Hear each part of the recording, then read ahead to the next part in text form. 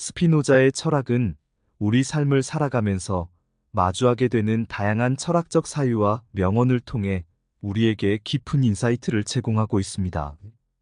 다양한 철학적 명언과 생각들은 우리가 인생을 살아가면서 가질 수 있는 여러 가지 고민과 문제들에 대해 실마리를 제공합니다.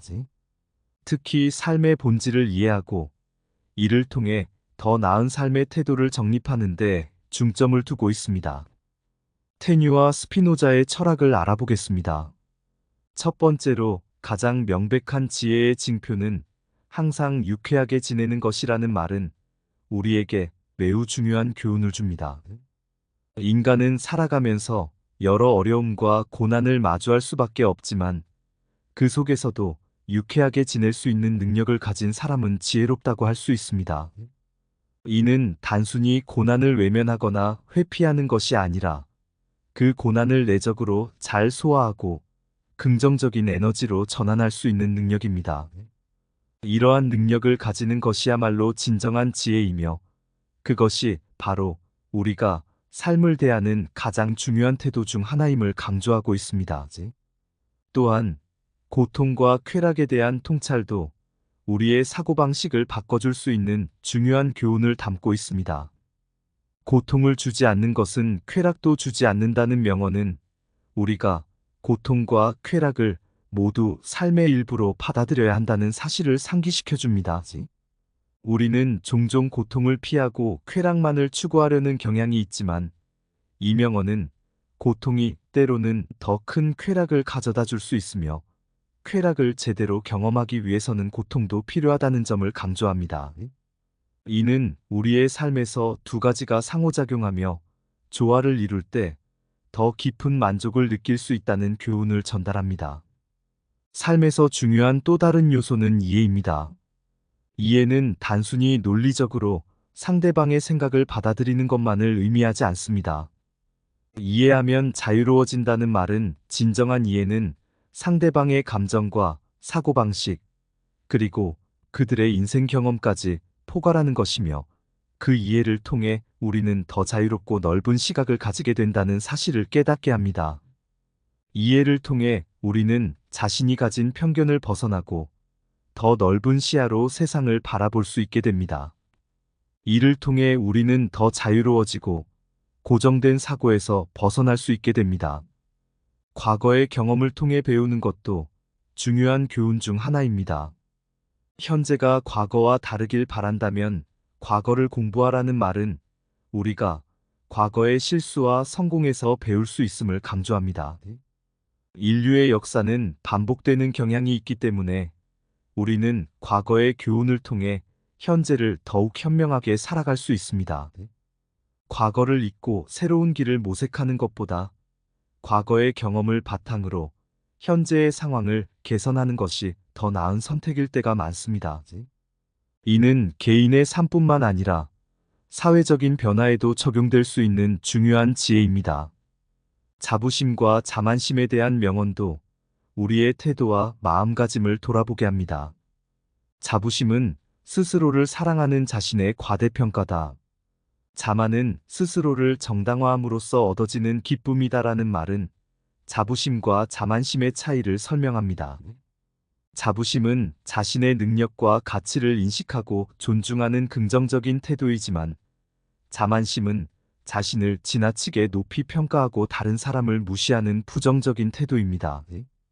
이러한 자만은 결국 자신을 성장시키기보다는 오히려 타인과의 관계에서 갈등을 일으키고 자신을 고립시키는 결과를 초래할 수 있습니다. 따라서 우리는 자부심을 갖되 그것이 자만심으로 변질되지 않도록 항상 경계해야 합니다. 사랑과 우정에 대한 명언도 우리의 인간관계에서 중요한 통찰을 제공합니다. 이성 간의 사랑은 우정이라는 영역 안에 들어오면, 즉 서로의 뜻이 무난히 전달되면서 곧 사라져버린다는 말은 사랑과 우정이 때로는 서로 상충하는 감정임을 보여줍니다.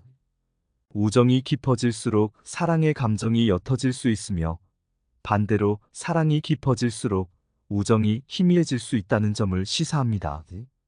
사랑과 우정은 서로 다른 감정이지만 이 둘의 관계는 복잡하고 미묘한 상황 속에서 변화할 수 있음을 알려줍니다. 결혼에 대한 통찰은 우리가 인간관계를 더욱 깊이 있게 이해하게 만듭니다. 결혼은 새 장과 같다는 비유는 결혼이 자유를 제한하면서도 동시에 서로에게 의지하고 배려하며 함께 나아가는 과정임을 나타냅니다. 결혼은 서로 다른 두 사람이 함께 만들어가는 여정으로 그 안에서 서로를 이해하고 배려하는 능력이 중요합니다. 외부에서 보면 결혼이 자유를 제한하는 구속처럼 보일 수 있지만 실제로는 그 안에서 더욱 깊은 유대와 신뢰가 형성될 수 있습니다. 행복에 대한 명언도 우리에게 큰 교훈을 줍니다. 행복은 미덕의 보상이 아닌 미덕 그 자체다라는 말은 행복이 외적인 성취나 물질적인 것에서 오는 것이 아니라 내적인 가치와 덕목에서 비롯된다는 것을 보여줍니다. 우리는 종종 외부적인 조건이 충족되었을 때 행복을 느낄 것이라고 생각하지만 진정한 행복은 우리의 내면에서 스스로 만족감을 느낄 때 찾아오는 것입니다. 행복은 물질적인 것에서 오는 것이 아니라 우리가 내면적으로 성취한 가치와 덕목에서 비롯된다는 점을 상기시킵니다. 다른 사람들과의 관계에서도 중요한 교훈을 얻을 수 있습니다. 세 사람이 한자리에 모이면 그 의견이 모두 다르다는 말은 각자의 배경과 경험에 따라 사람마다 생각하는 방식이 다르다는 것을 상기시킵니다. 이러한 다양성은 인간관계를 더욱 풍요롭게 만들며 우리는 서로 다른 견해를 존중하고 수용하는 과정에서 새로운 인사이트를 얻을 수 있습니다. 사람마다 서로 다른 관점을 가지며 이를 존중하는 것이 사회적 관계를 원활하게 유지하는 데 중요한 역할을 한다는 사실을 깨닫게 합니다. 우리는 종종 도전에 직면하며 그 도전에 어떻게 대응하느냐에 따라 우리의 성장과 발전이 결정됩니다.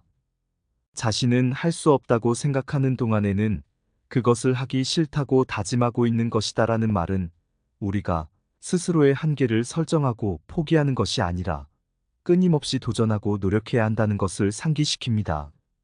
자신의 능력을 믿고 도전하는 태도는 결국 더 큰 성취로 이어지며 이를 통해 우리는 더 나은 사람이 될 수 있습니다.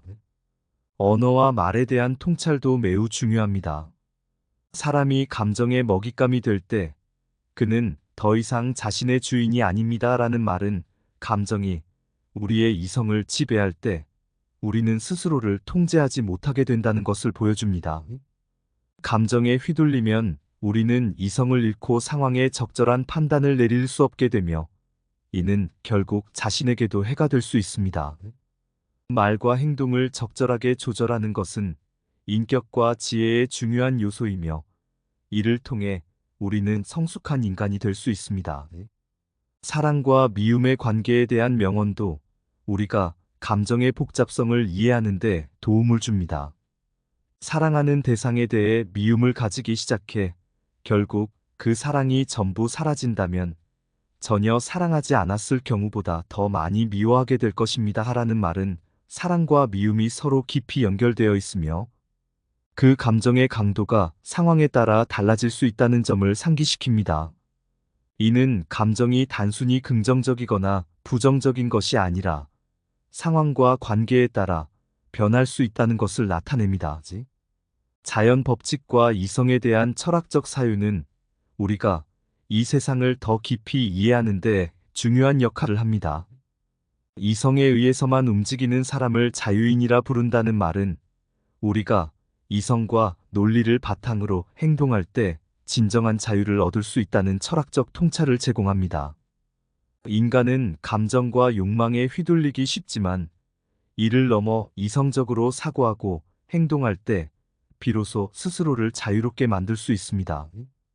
마지막으로 아무리 얇게 잘라도 항상 양면이 존재한다는 말은 현실의 복잡성을 나타냅니다.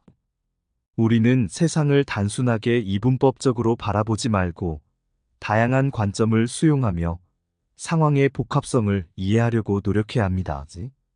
이는 우리의 사고방식을 더 넓히고 보다 균형 잡힌 시각을 가지게 만듭니다. 이러한 명언과 철학적 통찰들은 우리의 삶을 돌아보고 더 나은 방향으로 나아갈 수 있는 중요한 지침을 제공합니다. 이를 통해 우리는 자기 자신을 더 잘 이해하고 주변 사람들과의 관계를 개선하며 삶을 더욱 의미 있게 만들어 나갈 수 있습니다.